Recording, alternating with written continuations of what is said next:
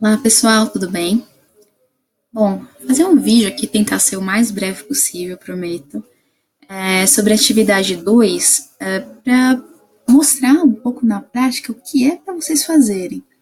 Então, essa atividade é um pouco diferente do que vocês estavam acostumados, até porque a ideia é trazer uma vivência, um manuseio das ferramentas que são citadas no material de apoio. E a ideia dela é que depois que vocês façam essa experimentação de manusear a imagem, de ver questão de armazenamento dela, contar para a turma o que foi que vocês perceberam, seguir aquele roteirinho para falar o que dá para visualizar mesmo, o que ficou faltando, o que você acha que dá para melhorar. E a ideia é só facilitar, porque eu acho que tem bastante gente com dúvida. Então, aqui tem a explicação, né, exatamente o que tem que fazer, e tem 4 temas propostos aqui para vocês. Então, vocês podem fazer no mínimo de um, no máximo aí todos, se achar pertinente.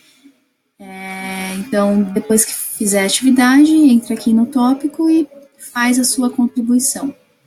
Então, considerando que o tema é o que tem mais passos a serem seguidos, eu vou fazer a minha experimentação a partir daqui, só para vocês visualizarem o que é para fazer.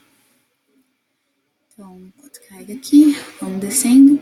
Tem uma pequena explicação, né, para introduzir. E ele dá algumas sugestões para vocês de softwares que vocês podem estar utilizando para manusear as imagens. Então, o que está mais evidente aqui é o OpenHealth, que é super tranquilo, que é o que eu vou utilizar aqui, para vocês perceberem o que tem nele, o que dá para a gente mexer. E ele tem 6 passos que é para a gente explorar essas imagens, tá? Então, eu não vou me atentar e ficar voltando e fazendo a sequência, mas eu vou tentar mostrar nesse vídeo como é que vocês identificam lá dentro do software tudo que ele está solicitando. E antes que eu me esqueça, vou mostrar só um parênteses aqui. Questão de anatomia, o que seria um plano axial, que aqui está identificado como transversal, enfim, em espanhol, o plano coronal e o plano sagital. Então, o plano axial é quando a gente vai, de uma maneira meio grossa de dizer, fatiar a pessoa pela horizontal. E aí a gente pode ter a vista, tanto a vista superior como a vista inferior desse corte dessa pessoa. Então, o plano axial é quando a gente corta a pessoa em segmentos na horizontal.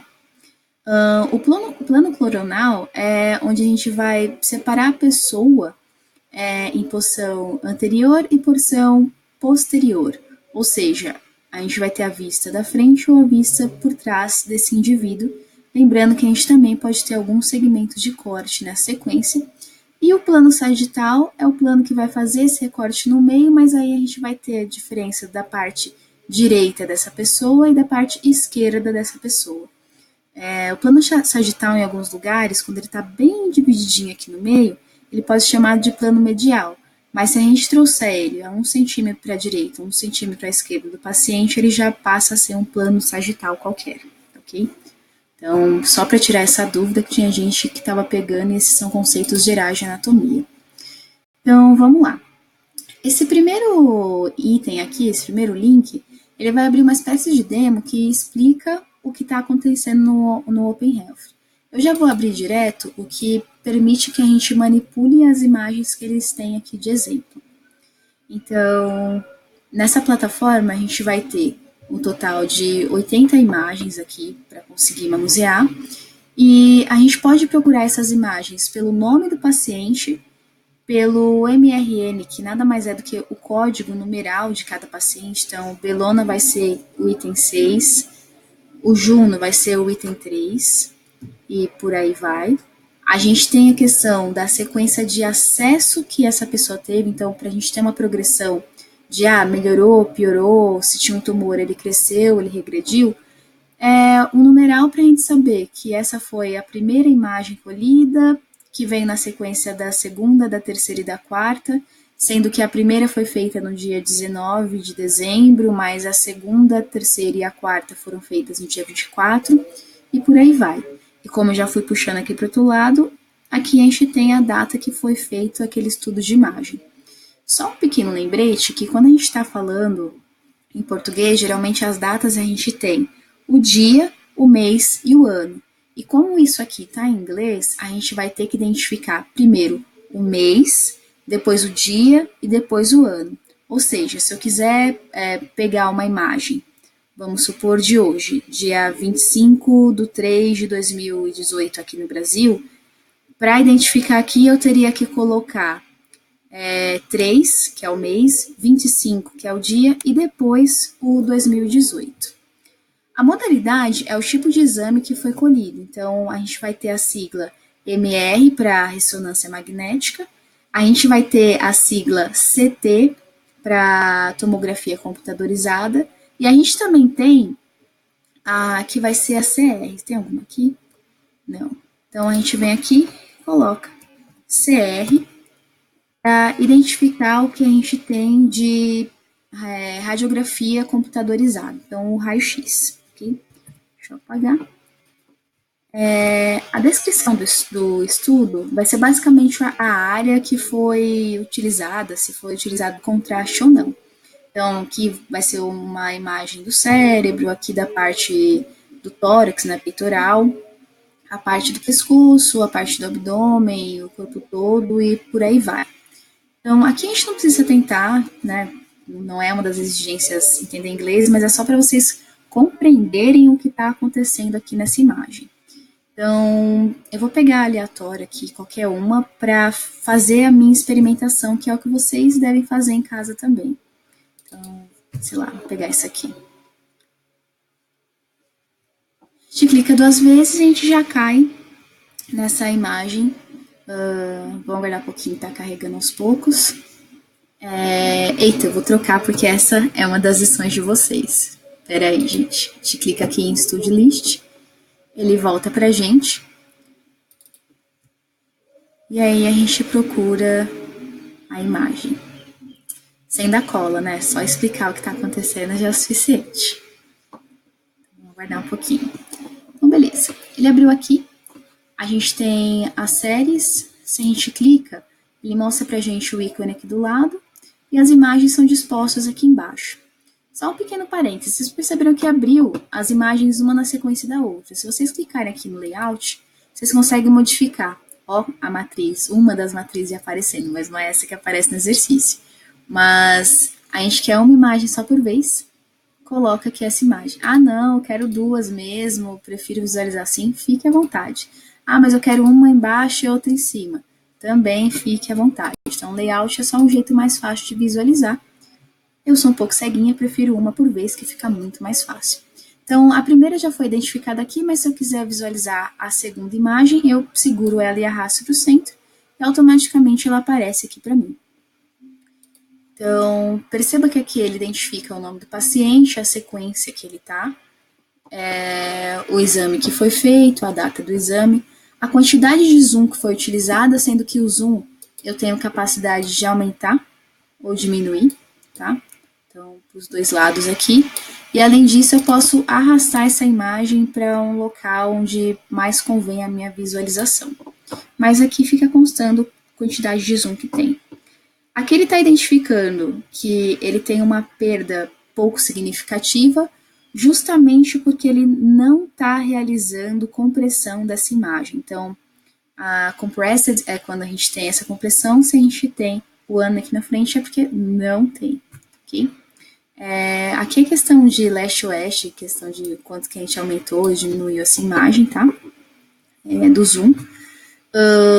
E aqui a gente tem, que essa é a imagem, a terceira imagem que foi realizada nesse dia desse indivíduo, mas a gente está na imagem 1 de 299 desse escaneamento, ou seja, se a gente for arrastando aqui para baixo, ele vai carregando os segmentos.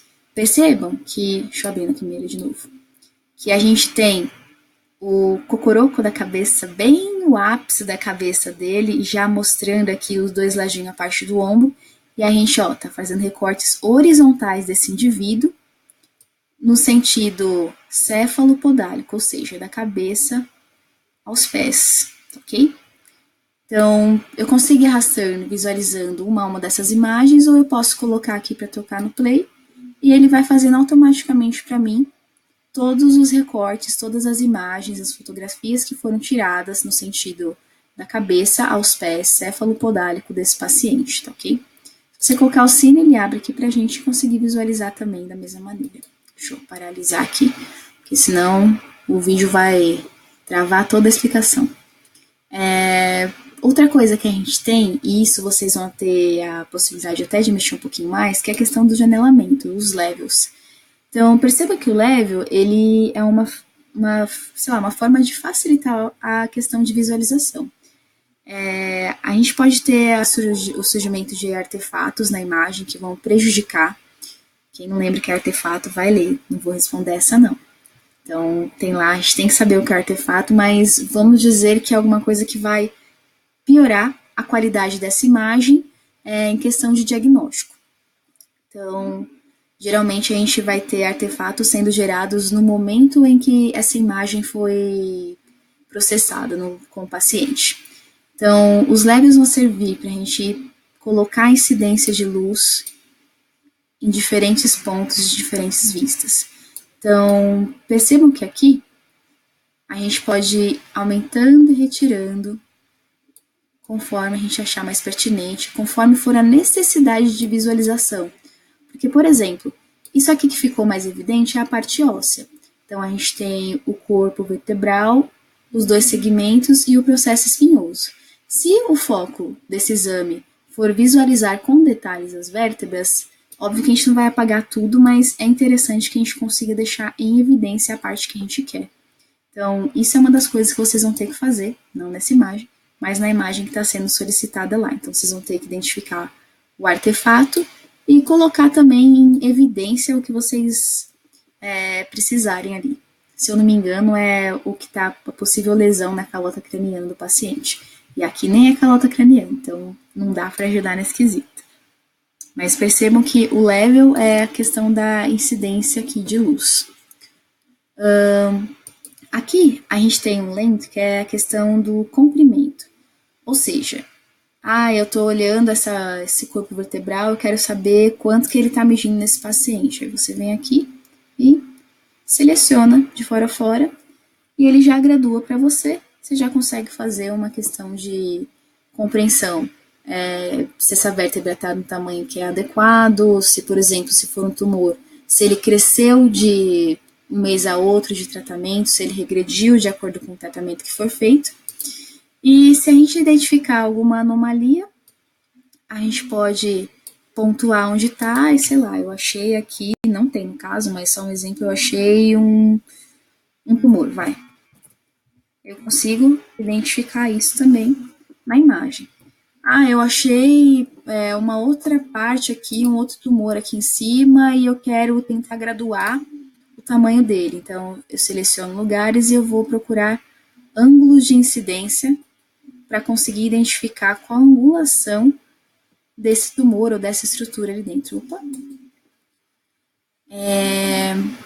E por aí vai.